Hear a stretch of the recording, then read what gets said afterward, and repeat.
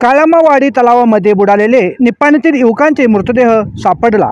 सोमवार दिनांक 1/7/2024 रोजी दुपारी 12:30च्या दरम्यान गणेश कदम व प्रतीक पाटील या दोघे मित्रांचे काळमावाडीमधील पाण्याच्या पात्रामध्ये वाहून गेले होते।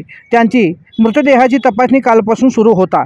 तो आज सकाळी 11च्या दरम्यान NDRF टीमकडून त्या दोघांचे मृतदेह अतूट प्रयत्नाने सापडला। त्या दोघांचे मृतदेह शवविच्छेदन करून नातेवाईकांच्याकडे ताब्यात देण्यात आले असून त्या दोघांचे मृतदेह निपाणीकडे पाठविण्यात आले आहे। सेवा न्यूजसाठी शिवानंद वशेदार। चॅनलला लाईक करा व बेल आयकॉन क्लिक करायला विसरू नका। नवीन बातम्या व जाहिरातीसाठी संपर्क 97 31 97 94 76 या नंबरवरती संपर्क करा। तसेच आमच्या यूट्यूब चॅनलला सबस्क्राईब करायला विसरू नका। बेल आयकॉन क्लिक करा।